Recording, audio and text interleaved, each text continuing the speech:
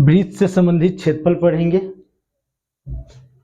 चलते हैं, सबसे पहले देखते हैं वृत्त किसको कहते हैं। वृत्त किसी तल में उन असंख्य बिंदुओं का समूह है जो एक नियत बिंदु से हमेशा समान दूरी पे है। ध्यान देंगे यहाँ पे कि इस टाइप का देखिएगा बिंदुओं का एक समूह है और ये जो है एक नियत बिंदु से सभी क्या है, समान दूरी पे है। फिर से एक बार मैं रिपीट करना चाहूंगा, वृत्त किसी तल में उन असंख्य बिंदुओं का समूह है।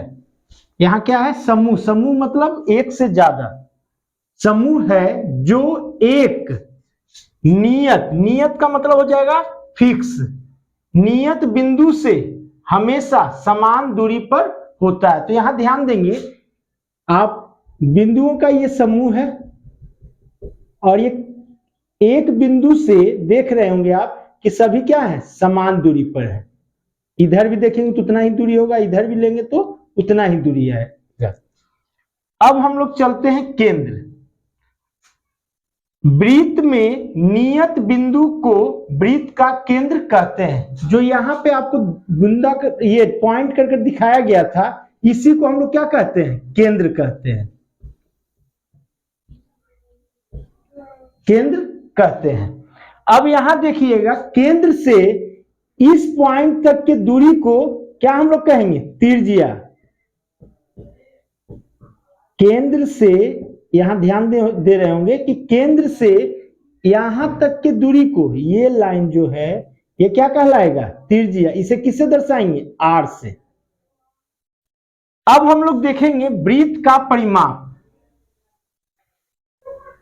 किसी वृत्त के अनुदिश एक बार चलने में तय दूरी को वृत्त का परिमाप कहते हैं। जैसे यहां से ध्यान दीजिएगा, ये वृत्त हो गया मेरा। अगर मैं यहां से चलना शुरू करता हूं और ये पूरे परिपथ के चलने के बाद फिर दोबारा मैं यहीं पे आ जाता हूं, ध्यान देंगे, दोबारा यहीं पे आता हूं, तो ये एक चक्कर कहलाएगा। और इसको हम एक चक्कर बराबर हम लोग कह सकते हैं परिधि। एक चक्कर बराबर एक परिधि कह सकते हैं। बात को यहां समझिएगा, अगर आपके परिधि की संख्या जो है बराबर एक, ध्यान दीजिएगा, एक परिधि बराबर एक चक्कर। अगर मैं यहां से चलना शुरू करता हूं और यहां पे पुनः वापस आता हूं तो मेरा क्या कहलाएगा, एक चक्कर। और एक चक्कर बराबर क्या होगा, एक परिधि। तो वही यहां पे लिखा हूं, किसी वृत्त के अनुदिश एक बार चलने में तय दूरी, यानी एक बार चलेंगे इसके ऊपर, तय दूरी को वृत्त का परिमाप कहते हैं। अब हम लोग पढ़ेंगे अर्धवृत्त। वृत्त के केंद्र से होकर, वृत्त के, यहां ध्यान देंगे, वृत्त के केंद्र यहां पे ले लेंगे, वृत्त के केंद्र से होकर तल गुजारने पर प्राप्त हिस्से को अर्धवृत्त कहते हैं। यहां ध्यान देंगे, यहां से ये जो हिस्सा कहलाएगा ये अर्धवृत्त कहलाएगा। और यहां केंद्र से इस बिंदु तक की दूरी को अभी मैंने यहां दिखाया था आप लोग को कि इस बिंदु से इस बिंदु तक की दूरी को हम लोग किससे दर्शाएंगे, आर से। और यहां भी आर से। यानी यहां समझने की कोशिश करेंगे कि वृत्त का आधा को, वृत्त जैसे मैं ये ले लिया और ये केंद्र में यहां ले लिया, और इसका अगर आधा से काट देंगे तो क्या कहलाएगा, अर्धवृत्त। ध्यान दीजिएगा, यहां फिर से मैं रिपीट कर रहा हूं, अर्धवृत्त का, वृत्त का आधा, यानी यहां अगर इसको तोड़ेंगे तो अर्ध माने आधा, वृत्त का, तो वृत्त का आधा को क्या कहेंगे, अर्धवृत्त। हम लोग पढ़ेंगे चाप। देखिएगा, वृत्त के एक सतत खंड को चाप कहते हैं। इसे ए बी, यहां देख रहे होंगे ये आर्क का साइन है, यहां पे देख रहे होंगे किसका साइन है, आर्क का, से सूचित करते। ध्यान दीजिएगा, ये वाला हिस्सा आपका चाप कहलाएगा। यहां ध्यान दीजिएगा, ये वाला भाग जो मैं यहां रंग रहा हूं ये क्या कहलाएगा, चाप। तो ध्यान रखिए, ये हिस्सा, ये बार बार मैं रिपीट कर रहा हूं, यहां वाला हिस्सा जो भाग है या खंड जो कहें, ये चाप कहलाएगा। अब चलेंगे वृत्त का त्रिज्याखंड के बारे में पढ़ेंगे।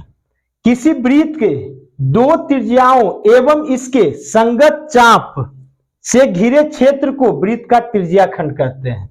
यानी त्रिज्याखंड का जब भी निर्माण होगा वो किसके द्वारा होगा? त्रिज्या के द्वारा होगा। ध्यान दीजिएगा, त्रिज्याखंड का जब भी निर्माण होगा वो किसके द्वारा होगा?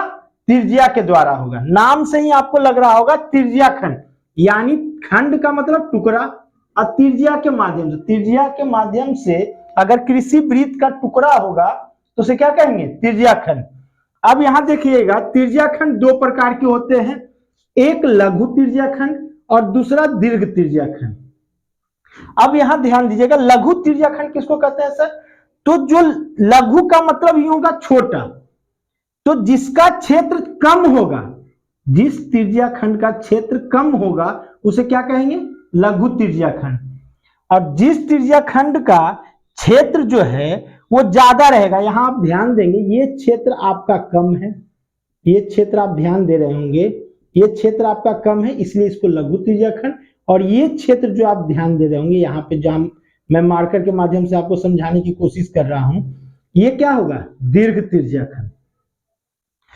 अब यहां पे ध्यान देंगे कि वृत्त का वृत्तखंड, किसी वृत्त में जीवा और संगत चाप द्वारा घिरा क्षेत्र को वृत्त का वृत्तखंड कहते हैं।